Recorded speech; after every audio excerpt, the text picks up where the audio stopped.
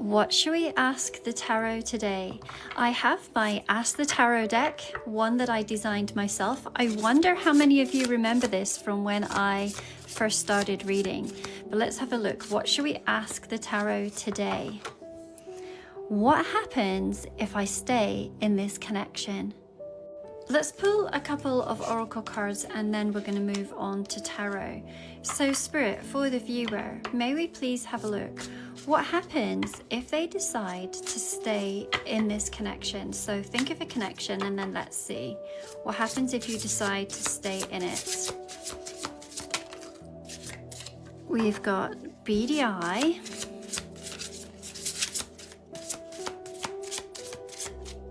Let's go to bottom of the deck. We have got love magic that showed up the other day within our readings. And then let's look at tarot. So Spirit, for the viewer, may we have a look.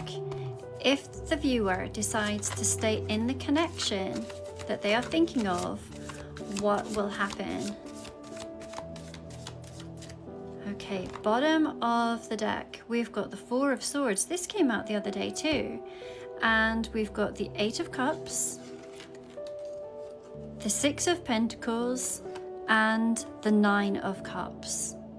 This is quite a mixed reading. Certainly a feeling of emotional exhaustion and deep reflection is what we're seeing. And part of you already knows that there is something that needs to shift, especially here with this Eight of Cups.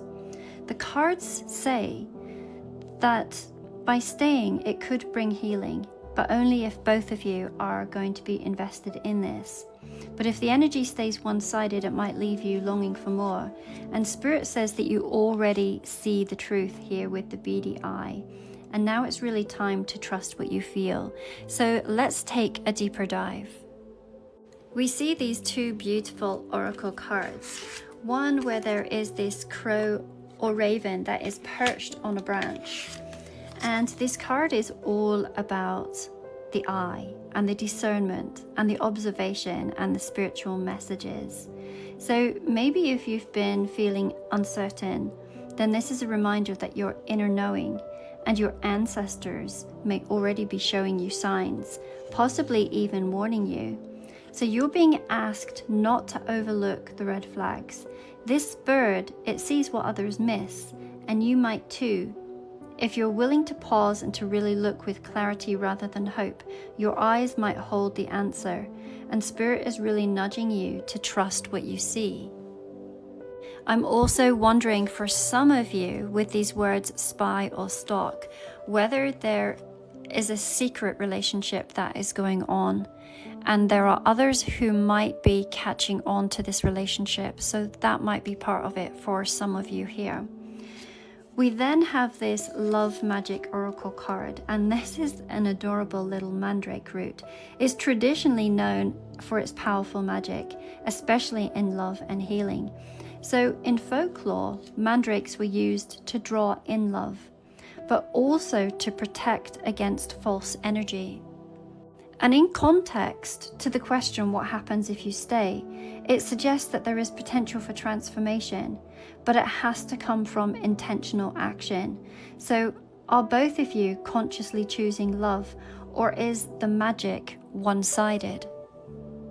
We can see on the mandrake that there are also these roots that are usually embedded deeply into the earth. So this card could also be asking, is this love grounded, or is it being held together by illusion?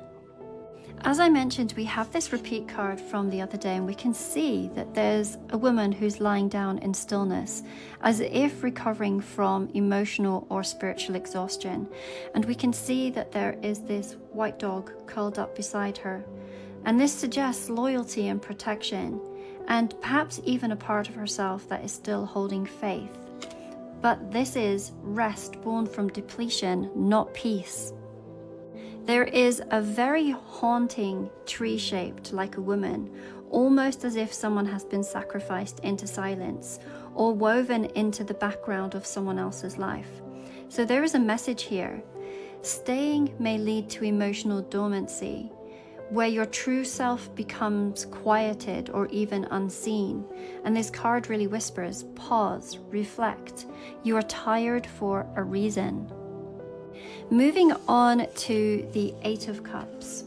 And one of the things that I've noted in this card, and it's not always this way, in the traditional cups, there are some of the cups are spilled. And in this deck, that is not the case. They are all still in the upright, which to me is key. It is saying that nothing has necessarily exploded or collapsed, but something deep within says, this still isn't fulfilling me.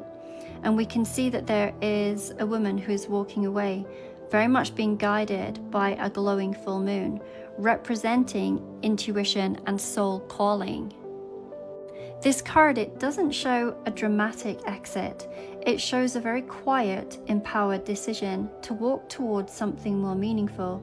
And it says that even if the relationship still works on the surface, your spirit might be craving deeper nourishment, and staying could mean staying stuck in some kind of holding pattern.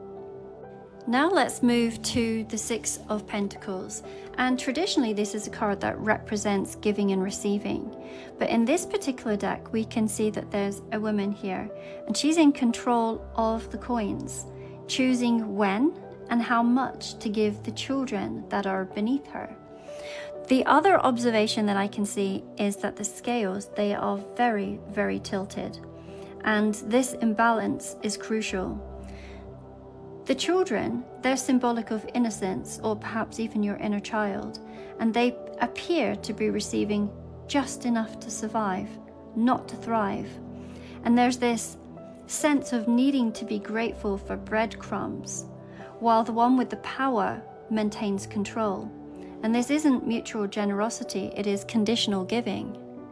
Now we can see that there's a bridge in the background, and that could represent a potential for connection or change, but it's fairly distant. And it suggests that the opportunity for a balanced partnership might always feel just out of reach, or that you are constantly trying to build a bridge to someone who doesn't meet you halfway. So far, this reading, it speaks quite clearly in saying that staying might mean emotional depletion and suppressing your true needs and receiving only pieces of what you deserve. The Nine of Cups is a vision of emotional abundance. We can see here that the woman is radiant, not just groomed, but at peace, comfortable in her own skin, and she is holding one cup, suggesting that she has claimed her emotional truth, while the other cups surround her like blessings that she has cultivated. We can see right at the base of the deck here that there's a bee, and it's very powerful. Bees, they symbolize community and sweetness after hard work and sovereignty. The queen bee does not chase. She attracts and sustains. And that bee, paired with this very subtle veil that we're seeing, it gives this sense of divine femininity and sacred self-worth. So she's not alone, but she's also not dependent either. And in contrast to the Six of Pentacles, where someone else holds the power, here she is her own source of fulfillment. So when asking what happens if I stay in this connection, this card might be showing what's possible if you choose to walk away or to finally step into your worth. This Nine of Cups is what's waiting when you stop accepting crumbs and begin feeding your own soul. Now, as always, I like to remind you that this is a collective reading, and if you would like your own personal reading, there is a link in my bio where you can find all of my reading offers. I have a same-day reading that is returned within 24 hours. I also have soul contract readings that might be particularly interesting to you as to looking at what the soul contract is between you and another. We would look into the contracts that you have between you. We would look into your past lives and see how they might be affecting this particular lifetime, whether you are meant to come together in the physical, in this reality, and many more. It's one of my most popular readings. And for those of you that have ever been curious about learning tarot, I do have 2 online classes that can be taken in your own time. And upon completion